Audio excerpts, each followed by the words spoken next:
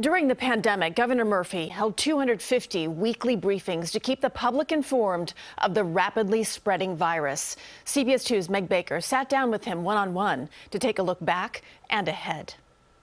All right, are we doing this? Thanks for having me. Where do you want me? One major difference from a year ago when we did this, we are speaking in person. We took off our masks. Is this a new reality? I think it is. You think about a year ago, my Lord, we did it by Zoom, as I recall, right? Yeah, we're coming up on the second anniversary. There's no question our numbers have gotten dramatically better. We're clearly going from pandemic to endemic. Can you define endemic? Endemic to me is the flu.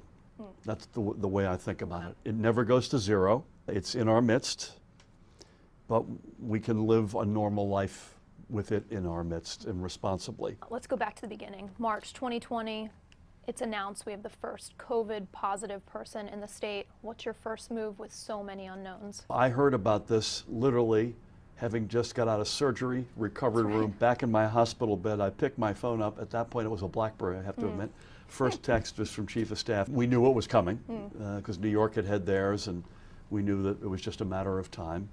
But it was full bore. So I had put together the whole of government task force on Super Bowl Sunday that year, which was February 2nd.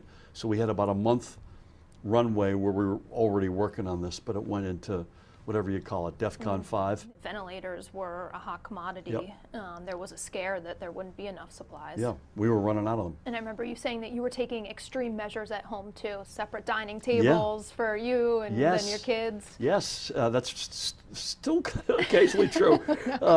We were keeping doors open in the dead of winter. March 20th, Bergen County opened up that huge testing operation. Yep. That was pretty quick. It was quick. Now, we'll test I think there were miles-long waits, right? Yes, exactly. Yeah. Do you believe that testing will remain part of our future? I think testing is absolutely going to stay in our midst. I think you'll see less over time, assuming we're truly in an endemic phase. I think it'll be less, hey Meg, you've got to show a negative test to get into this event. I think we'll see less and less of that. But testing as a weapon out there will absolutely be in our midst. And I think the federal government, remember we had no COVID tests, limited PPE, limited ventilators, we haven't talked about that in a long time, no vaccine.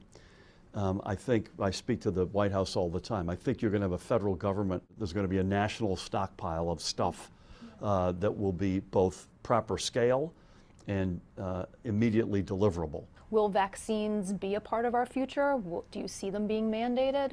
I don't see them being mandated beyond where we are now, but they certainly have kept a lot of people alive, particularly those who are boosted. Nursing homes were ordered to accept positive COVID patients. Was that a mistake? There's a lot of misinformation around that. These are their residences, so this is not like they're going out of their choice to a hotel or something like that. This is their home, number one. Number two, Judy Persicelli and I were crystal clear about what should happen with a returning COVID resident, and that is separate them either in their own floor, their own wing, or their own building. Separate staff so that only staff would take care of those formerly hospitalized COVID patients. And thirdly, if you can't do what we've just said, raise your hand and tell us, and we'll find a temporary home for that resident. There's no question long-term care got clobbered in New Jersey, in America, in the world. No question about it. There's also, sadly, no question that some of those operators didn't do what I just said they should do. The governor says his budget for next year will do more to support small businesses after being hit hard by the pandemic, and other funding will go towards addressing children's learning loss and mental health. As we enter a new phase, he says, enjoy normalcy, right? Celebrate it. Do it responsibly, but enjoy and embrace that your kids won't be wearing masks, that the weather's going to be better, we'll be able to get outside, the numbers are going in the right direction, businesses are opening again. There's no playbook for this. We believe we know where it's headed, but I would just say to folks, keep in the back of your mind that this thing could take a turn and be prepared for that. He says get boosted and keep tests and masks at home just in case. In New Jersey, Meg Baker, CBS 2 News.